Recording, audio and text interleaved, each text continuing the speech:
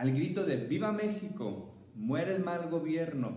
Es que se da el inicio de la independencia de nuestro país. Hola niños, bienvenidos a esta segunda cápsula histórica en la cual vamos a hablar ahora sobre la independencia de México, suceso del cual estamos celebrando 210 años un día como hoy, un 16 de septiembre.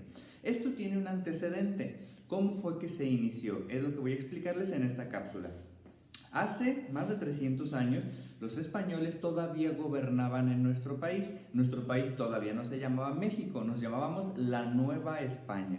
¿Sí? Recordemos que cuando Cristóbal Colón descubrió América, que se vienen los españoles para conquistarnos, ese fue el nombre que le dieron a este territorio, la Nueva España. Y durante 300 años, que fue lo que duró el virreinato, ellos fueron los que estuvieron gobernando nuestro país. Durante esos 300 años de virreinato, la situación social no era la mejor para todas las personas. Los españoles que venían de España, llamados españoles peninsulares, eran los que tenían los mejores puestos políticos, los mejores puestos del gobierno, los que ganaban más dinero, los mejores puestos en la iglesia. Y los españoles que habían nacido aquí en América, llamados criollos, no tenían las mismas oportunidades. No se diga los mestizos, ni los que pertenecían a una casta. Recordemos que las castas eran la mezcla de dos culturas. Por ejemplo, cuando se casaba un español con una indígena con un mulato, etc. De ahí fue como nacieron las castas. Entonces había mucha desigualdad social, gente que se enriquecía, que vivía muy bien, pero gente que vivía completamente en la pobreza, incluso esclavos, porque recuerden que los españoles también, algunos indígenas de aquí de México los hicieron sus esclavos y trajeron esclavos de África para el trabajo, sobre todo el trabajo pesado, como el trabajo que se hacía en las minas de Zacatecas, minas de Guanajuato. Entonces, esa situación no les gustaba a muchas personas. Era una situación de explotación, de desigualdad, trabajos forzados, trabajos de muchas horas. Entonces, en la ciudad de Querétaro empezaron a haber reuniones secretas que conocemos como conspiraciones. Y en esas conspiraciones participaron varios de estos personajes históricos. En esas conspiraciones, que eran en la casa del corregidor de Querétaro y su esposa, doña Josefa Ortiz de Domínguez, se reunía también Allende y se reunía también Miguel Hidalgo para buscar la manera de cambiar ese gobierno. En España también pasaban cosas. Francia había invadido España y entonces el rey Carlos IV y su hijo Fernando VII estaban presos y los habían obligado como a abdicar del trono, y Napoleón, que era el rey de Francia, había puesto a su hermano como rey. Entonces aquí en el virreinato, pues aquí vamos a obedecer al rey de España, ahora al de Francia, ¿qué vamos a hacer? Y estaban pensando como en mejor hacer un gobierno propio, y había muchas revueltas. Entonces el virrey, que era el representante del rey aquí en la Nueva España, estaba al pendiente para sofocar y controlar porque no quería rebeliones. Entonces, por eso esta conspiración tenía que ser en secreto.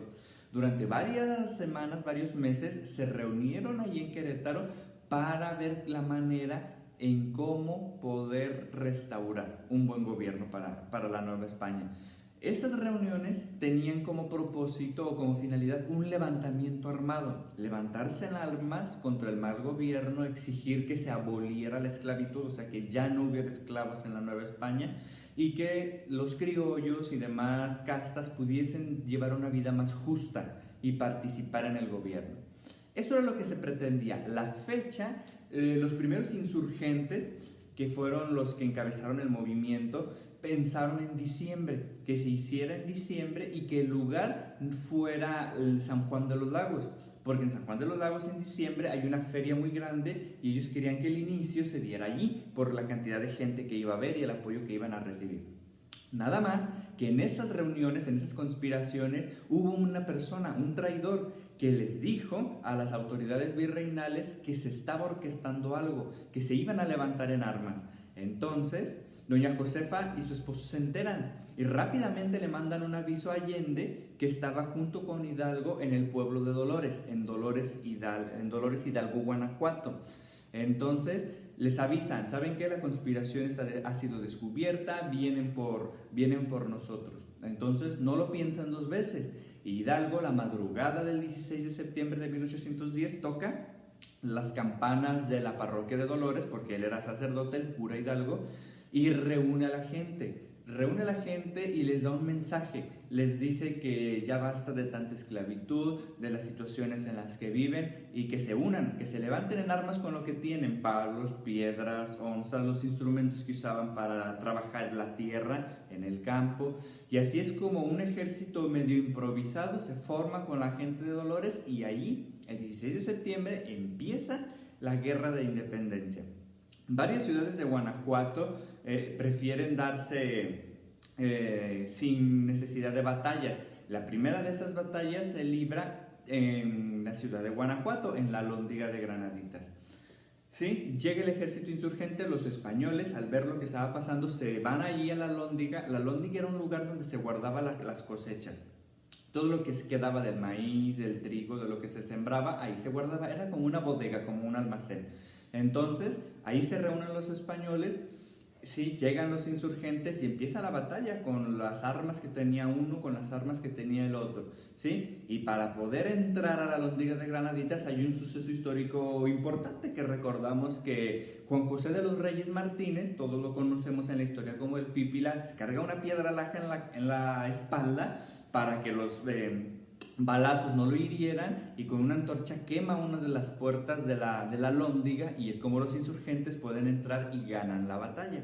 ¿Sí? Se les llamó insurgentes porque tomaron las armas para su libertad. El ejército insurgente era el ejército de Hidalgo y el ejército realista era el ejército del virrey, del rey de España, para defender a la corona.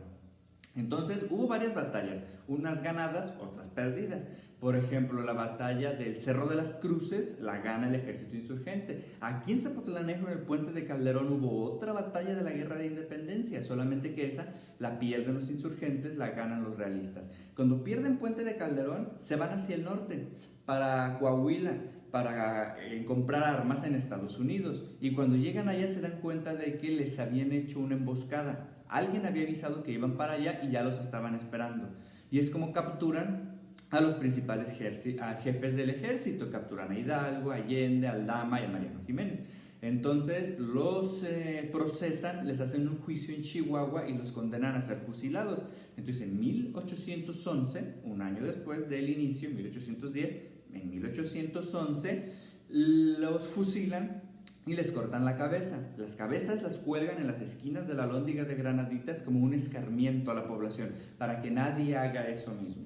¿Sí? Muchos pensarían que ahí se habrían acabado las cosas, pero no. Ellos, aunque ya habían muerto en 1811, habían dejado otras personas a cargo del movimiento. Continuó Morelos, José María Morelos y Pavón, este personaje que tengo aquí, continuó el movimiento en el Bajío, en Michoacán, Guerrero, el centro del país. Le siguieron otras personas más que combatieron después de él, Vicente Guerrero, y esta guerra se extendió por 11 años. Nosotros celebramos el inicio, 16 de septiembre de 1810, pero 11 años tuvieron que pasar de batallas y de enfrentamientos para que pudiéramos ser libres, ¿sí? En Iguala, en Guerrero, se da el fin o el culmen, por así decirlo, de esto. En ese tiempo, 11 años después, 1821, se reúne Vicente Guerrero, que era el comandante en ese tiempo del ejército insurgente, con Agustín de Iturbide. Ustedes recordarán a Iturbide, ya leímos de él.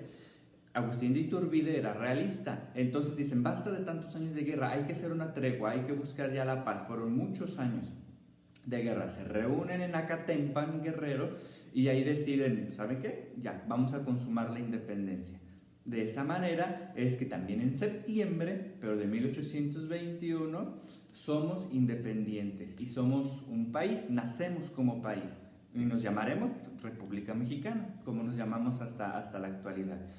El Grito de Dolores, que es lo que celebramos, lo que hizo el cura Hidalgo esa madrugada del 16 de septiembre, se celebra actualmente el 15 en la noche, porque Porfirio Díaz, presidente de México, como cumplía años el 15, quería hacer ese evento, dar el grito el día de su cumpleaños, el 15, fue por eso que se cambió al 15 en la noche. ¿Sí? Entonces, hoy es un día de fiesta. Por la pandemia no se puede celebrar como siempre porque no va a haber un desfile, no hay charreadas, ni hubo noche mexicana, pero ahí en familia podemos ver los eventos que se están haciendo a puerta cerrada, pero que se están televisando. Entonces lo más importante de hoy es decir eso, ¡viva México! Porque somos libres, somos un pueblo independiente que seguimos trabajando por tratar de ser siempre mejores.